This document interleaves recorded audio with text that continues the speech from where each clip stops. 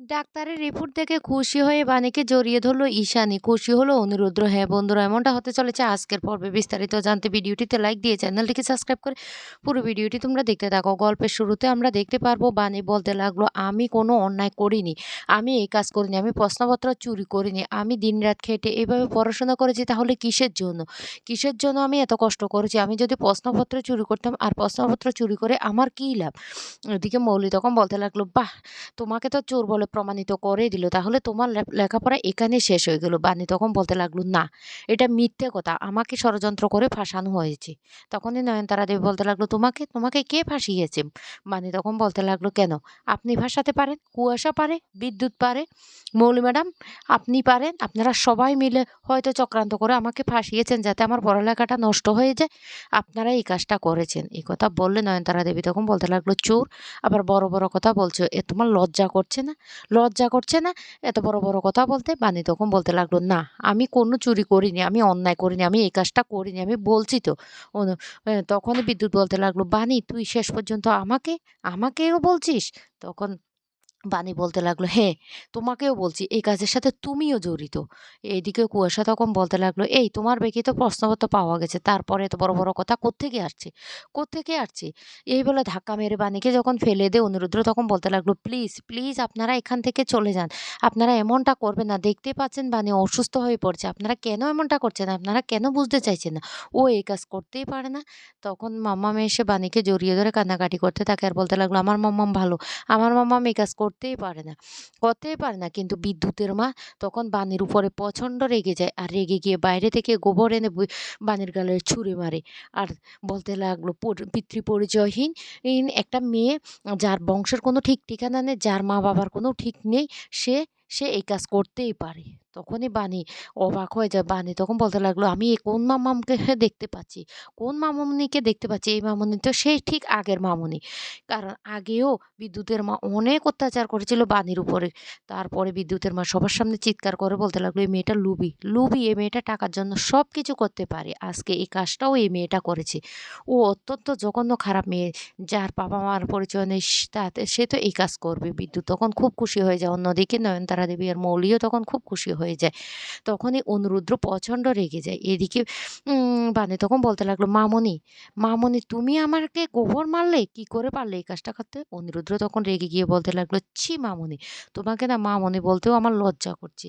তোমাকে তোমার ছেলে রাস্তায় ফেলে দিয়েছিল আর সেই তোমাকে রাস্তা থেকে কুড়িয়ে এনে বাড়িতে ঠাঁই দিয়েছিল বানি। আজকে তুমি সেই বানির গালে গোবর ছুঁড়ে মেরেছো? তোমার মতো অকৃতজ্ঞ না আর দুটো হয় না। কি করে পারলে তুমি এই কাজটা করতে? তুমি এত নীচ, এত জঘন্য? তুমি বানির জন্ম পরিচয় নিয়ে কথা তুলছো? তুমি তো সব কিছু জানো, তারপরে কি করে তুমি এই কথাটা বলতে পারলে? তোমার মতো জঘন্য মানুষ না আর দুটো নেই। আমার লজ্জা করছে তোমার দিকে তাকাতে।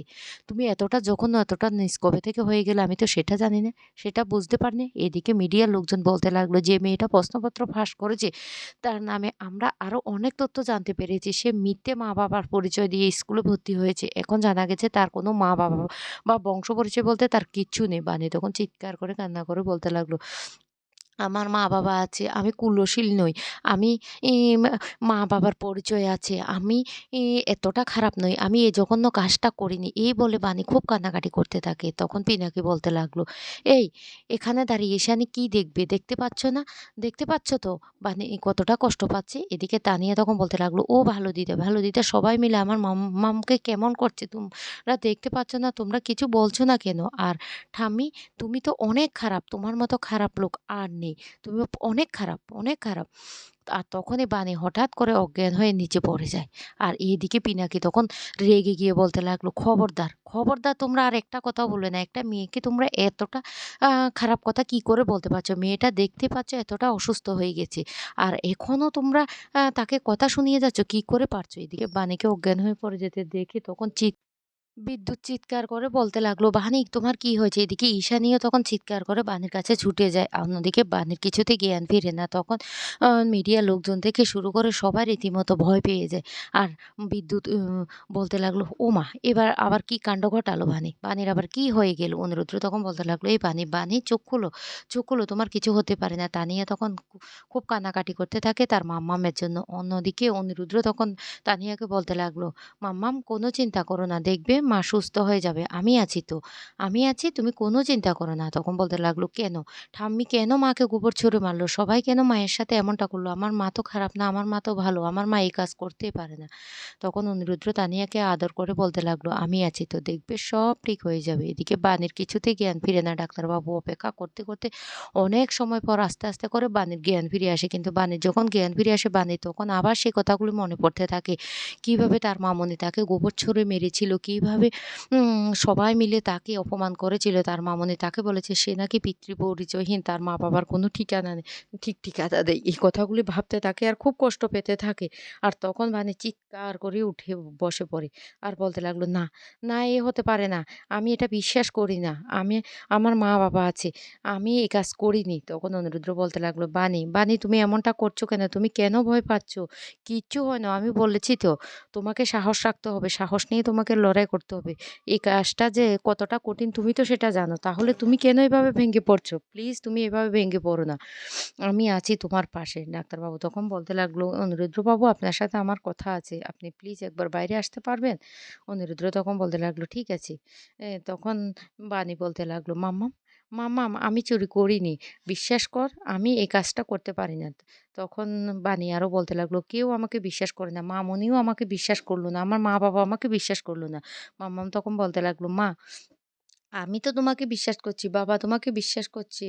সবাই তোমাকে বিশ্বাস করছে। ভালো পিপি তোমাকে বিশ্বাস করছে।" অনিরুদ্ধ তখন বলতে লাগলো, "দেখো না, মা, মাম্মাম, আর্য, অন্তরা সবাই তোমাকে বিশ্বাস করছে। তুমি এমনটা করো না। প্লিজ তুমি এভাবে ভেঙে পড়ো না।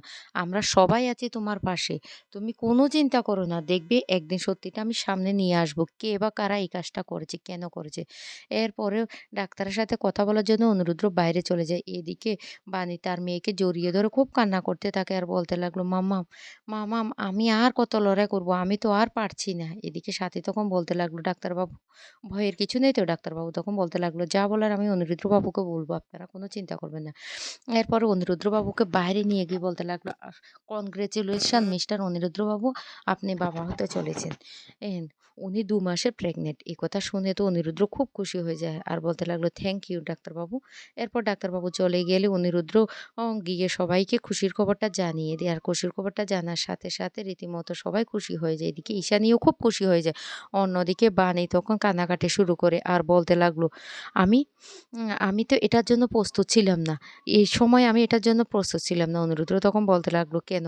তুমি কি সত্যিই কষ্ট পাচ্ছ বানি?" বানি তখন বলতে লাগলো, "না আমি কষ্ট পাচ্ছি না। কিন্তু এই মুহূর্তে আমি এটার জন্য প্রস্তুত ছিলাম না।" ঈশানী তখন বানিকে বোঝানোর চেষ্টা করে আর বলতে লাগলো, "কেন বানি?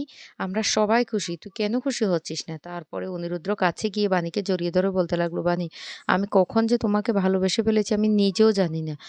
বিশ্বাস করো আমার শুধু এখন একটাই ভয় হচ্ছে।